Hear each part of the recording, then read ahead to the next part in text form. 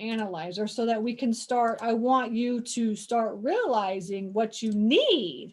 This is something that I talk to my my acquisitions, because we have an in-house acquisitions person that just goes out and finds storage facilities for us now. And this is what I'm teaching him as well too, is that I need as much info to run a real deal analysis on a storage facility. I need as much information as possible to run the numbers. Okay, so you can't, like, he comes back and he's like, oh, I can't get any information from them. And I'm like, well, I can't buy the facility then. You can't buy a facility without any information on it. Now I can run the numbers in my head, right, kind of, and say like, this is going to be a good deal. But in the end, you really need to be asking for stuff. So when you find a seller that says, yes, like, I'm interested in selling, this is what you need to get in order to run a true deal analysis to see if the deal is good or not. Okay. And it's exactly everything that is on the sheet. No, you do not get the sheet, but at least you can use this as a checklist so that when you start running your deal analysis, that you know what you should be asking for. Okay. And I'll give you something else that you can use to run the numbers on in a minute. Okay. So all right, so okay, so now what you need is you need the purchase price. We already know. Let's make a checklist. If somebody wants to write this down in the chat as well too, you can make a checklist. You need the purchase price. Okay, you need to know what your loan terms are going to be. You need to know whether or not what interest rate you're going to get on the loan, and how long the loan is going to be for. Okay. And also you need to know from the loan standpoint, and this is, we can just look at a loan, like the loan calculator here. From the loan standpoint, everything in yellow is what you need. So you need to know from your loan, how much money you're going to be borrowing and how much what percentage you're going to be borrowing it at. You need to also know what your down payment is going to be, right, for that loan. Is it 10%, 20%, 30%? I'm going to tell you right now, banks are not lending at 10% down. All right. So I hear people all the time like, oh, if I run the numbers at 10%, it's a good deal. And it's like, this is not, I mean, I'm paying cash for a facility and it's taking 60 days to close right now because the title company is taking literally 4 to 6 weeks to even run title. Okay. So, it's just taking a long time. People are behind, people are behind and stuff. So you can't find loans for 10% down. All right. You can't find loans for 10% down right now. Okay.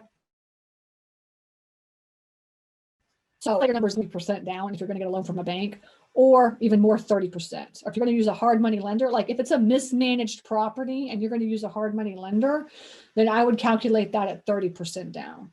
Okay. That's how you want to do it. I see some questions coming up and I'll check in just a few minutes on the questions. Okay. So down payment. All right. And then you want to know how much are you going to own? How much are you going to owe when the loan is due? Now, so if you take out a 3-year loan or a 5-year loan, is it an interest only loan? Or if you have a balloon, like if you're going to do an SBA loan in 5 years, you're going to owe what, right? So kind of like, this is kind of what it's going to look like. And then do you have to put any money as an initial like cash investment, which actually this is pulled from the very first page. And I think this is too, right? Yeah, this is from C7. So this space in here, this is the only space where you would say like, you really only need to know your down payment, the length of the loan, and the interest and the interest rate of the loan. Okay. And you also need to know what your market cap rate is. Okay. So and honestly, I mean, the truth is like if you're in a downtown area of a city, your cap rate is probably going to be anywhere from like 5 to 7%. And the further that you go out, then the higher your cap rate is supposed to be. Run the numbers at. Okay, and when you're in like a secondary market, not the city, but like the secondary market, which is outside of the city, then you're going to be really at around an 8 cap, right? And then like as the further you go out, it'd probably be like a 10 cap. Now some people say 9.5 or 10, but it's like, the rough numbers. Like in the secondary market, you would be like a 8 to 9, and then, or maybe, and then the tertiary would be like maybe a 9+ or something. But honestly, you saw my numbers. The truth is that every single cap rate I buy at, I'm always at, like, on the opportunity side, I'm always at double-digit cap rates. I shoot for double-digit cap rates, and that's what you want. Is you want to purchase at double-digit cap rates and sell it at the lowest cap rate you probably can. People are happy right now at buying at an 8% cap rate if it's 100% full, right? So if it's not 100% full, it should be higher than that. But so we're going to look at how that kind of works out, and I'm talking about it should be higher when you're 100% full, when you purchase it. And we'll get into that. Like you can kind of see the numbers here on this deal analyzer, right? You see, like, this is one of my students that they're buying this property. So they're buying this property at a 10% cap rate based on the numbers. And after updates, which we'll get into, they're going to have it at a 13% cap rate. Okay, they're going to hold it at a 13% cap rate. Okay, let's go into questions here, and let me see if we got some questions. Chat. Anybody's chatting here? Interested in that as Mel. Wait, at the end, can you explain why you don't include the mortgage when calculating? Yeah, we're going to get into the NOI stuff towards the end. I promise we're going to get through that. Okay. The debt on a property changes based on the borrower. That's why they don't include a cap rate. Okay, good thing. Thank you, Rusty. You got it. Yeah. And that's why, yeah, that's exactly why, is because you really don't know what your mortgage payment's going to be, right? That's why they just don't calculate your NOI in. But you, as the person that's buying it, you really need to calculate your NOI minus your mortgage, so you can see really how much you're going to be making in the end, Okay, good. Awesome. Okay. All right. Thank you, Rusty. Let me get this out. I mean, actually, I'm going to move this somewhere. Oh, I can't. I got to, oh, crap. I'm out of here. Okay. All right. Okay. So now, so we're adding to the checklist. All right. So you got the cap rate. And so you can, and I run numbers, like, because I'm secondary, tertiary markets. I mean, I'm out in the middle of nowhere. And so it's like, okay, is it an 8 cap or is it a 10 cap? What is it for this area? Right. So I'm always just running numbers at, I'm running numbers at 8, 9, 10 caps just to kind of see and play around with the numbers is what I'm doing. Okay.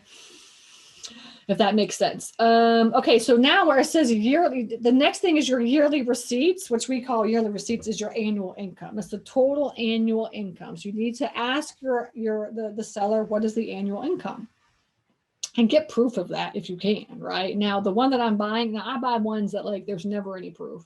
Like, always the owners are like, honestly, I have no idea. The one that I'm buying right now, it's $275,000 for 105 units. And I'm like, can you show me a rent roll? He's like, no. I'm like, do you have P&L? No. Do you have a balance sheet? No. Do you have tax returns? No. Like, that's the kind of stuff that I buy, right? But if you can get proof of your annual income, then you can actually go to the bank and get like 4% interest, because bank loans are like super like cheap right now. But I get ones that, like, I buy ones that, like, the owners are just like completely not managing the property correctly. So because of that, I go to like private lenders and I borrow the money at higher interest rates. Usually it's around 8%, anywhere from 8 to 10%, depending on the deal and what the numbers come out to. Okay. And I tell that to the owners too. I'm like, look, I mean, I can't pay that much money for this because I got to go out to a lender and borrow the money at double what I would pay from the bank. So because of that, I have to offer you 50% less of what I'm going to buy this, what I could buy this. I mean, you can't, like, most people think in their mind they can sell it at 100%, right? Even though it's only 50% full. Believe me, we see this all the time. But that's what you have to explain to the seller. It's like, you can't, I mean, it's only 50% full. And this guy, he has no idea. The one that I'm buying, he has no idea how many people are in it or not. He has like some lady that manages all that. He does never even talk to her at all.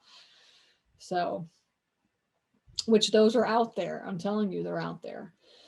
Okay, so now, and then you can see here, so the annual income is 72,000. It's 170 units. The total square footage is 17,000 square feet, 17,000. So you want to ask, what is your total square footage? This is like storage facility lingo. So most of the time when you ask the sellers, what's the total square footage, they'll ask, all right? Now you can always go on to like Google Maps and you can measure it out and stuff like that, but you need the total square footage. And then you need the vacancy, right? And you need the vacancy rate. So is it 100% full or is it not 100% full, right? So as you can see, current, it's 72,000 with 170 units, 17,000 square feet at 22% full, vacant, 22% vacant, okay? And then you can put here, and then what you want to do is you want to figure out like any initial clean out, initial expenses, anything that's going to cost, you know, for you to get in and really get that thing cleaned up. And the reason we have that on here is because essentially most of the stuff that we buy, it's going to require some work. I mean, if you see the one that we're going to buy, it's not too bad, but it's pretty dumpy looking. All right. So we've got to get in there and clean that up. Okay. And then you also, so expenses are property taxes, utilities, right? So is it climate controlled or not climate controlled, right? So I'm in Maine right here. Obviously everything is climate controlled up here because it was like 18 degrees here today. Okay. So it's cold. So you have to have climate control. So you want to ask those questions depending on where you're at. Okay. And then your insurance, right? And this one is climate controlled, right? And this one does have some climate controlled, some non-climate controlled. So the insurance is a little bit higher, you know, most of the time. If it's non-climate controlled, it'll just be like, you know, a couple thousand, maybe less than a couple $1,000s or something, you know, depending on like where you're located. Okay. And then you have so that is that's the initial cost or the overall expenses. Okay. And then you have, this is like expenses of like maintaining and owning it on a like monthly basis. So I'm going to kind of go over the formulas with you that we have in here so you can have an idea of how to calculate that stuff as well too. So you can see here property maintenance, right? So this is like how much per year are you going to spend on maintaining this property? Okay. All right. So you can see here C6, right, is the purchase price times 0.015, right? So we've, over the course of the last 5 years, kind of like averaged it out to this much for us personally. That's how much we're spending on a regular basis. And so you could, and you come up with what you think your expenses are going to be, your maintenance is going to be, right? But you can use this formula, the purchase price times 0.015 to figure out what your maintenance cost will be, right? Because that's kind of an average for us. Staffing, right? So we charge we charge $300 a month, or we pay $300 a month per facility that we have, right? So that's kind of what we've averaged out, what it costs to staff our facility. Okay, so that's the formula that you can use if you are looking to staff something, or if you have like, once you get 2 or 3 or 4, you're like, okay, I really need to hire. Like my staffing too is as an operations, like an operations manager or office manager that like handles the calls, does all the auctions, manage all the tenants and things like this. And that's what we pay, is $300 a month per facility. Okay, software is like the software we use, storage for our software, and so that's basically what it costs. I think it costs like it's not really quite $300. I think it's like, and that's like with the website and like we get all the bells and whistles and stuff is what we get. Okay, for us, I know ESS is a little bit cheaper, but who knows what's going to happen with all these software companies now. And then marketing, right? So do you do any marketing? And this is like kind of, you know, are you going to be spending, you know, how much money you're going to be spending? Now in the beginning, when you buy it, if it's vacant, like this one is 22% full, 22% vacant, you know, so it's going to cost some money to get that thing filled up, right? So, you know, in the beginning, you're going to have to spend marketing, versus later, once it's full, it's not too bad, right? And there's all kinds of like I said, today in the coaching call, we had like somebody like expert on Facebook marketing and Google marketing and all this kind of stuff. And then also you can use something like Sparefoot, but they're more expensive than doing it the way that, you know, doing it yourself. But, you know, you can do either way. So that's kind of expenses. Okay. And then, so now we look at it, and then this is the number that's calculated just by running the numbers off of the numbers, the 10% interest, 60 for 60 months. All right, and this is my student's deal. Okay, so let's look right here at the potential column, right? So as you can see, potential is only decreasing the vacancy from 22% to 8%. That's the potential, as is potential, basically is what it is. So you can value add your property by decreasing your vacancy rate if it's not already 100% full, or 80 or 92% full or whatever, right? So the goal is to get it to 92% full. And so this is, and then once you get it to 92% full, you're going to be making 85 grand a year. That's what you're going to be making. And that's not even increasing the price, the rates or anything like that. So now in the after updates column, this is where you can change these numbers, right? So let's just say now this property that my student is buying or has bought, actually just closed on it a couple weeks ago, it's on like, well, it's actually on like 26 acres. This thing is like on 26 acres, but the 170 units only took up like a couple of acres. And so they could grow it as much as they possibly needed, but obviously they don't need to grow it now because it's 22% full, right? It's 80% full and 22% vacant. So they don't need to be building on new buildings and stuff, right? But they could do other parking, like it's right next to a lake. It's only like 5 minutes away from a lake. So they could be doing like boat and RV parking, or, so you add those lanes in. So let's just say that they were like, yeah, we want to add like 10 spaces of like parking spaces, and let's get some boat and RVs in there or something like that, right? So then you could just you would want to increase the unit, right? You would want to increase the units. So you say like it's now 170, let's increase that to 180, right? And we could just put that in and just see. And then let's just say like, no, it's, we want to build a whole nother building and we're going to add another like 50 units or whatever. So then you would just increase the units is what you're going to be doing, right?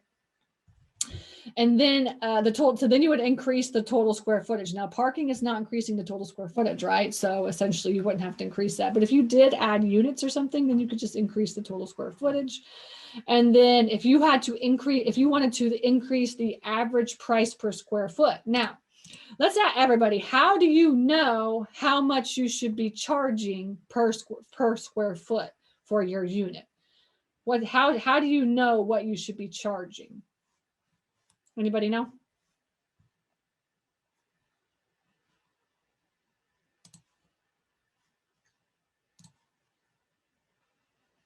I got some guesses. Am I getting anything in the chat? Am I out? Am I lost, people? Yes.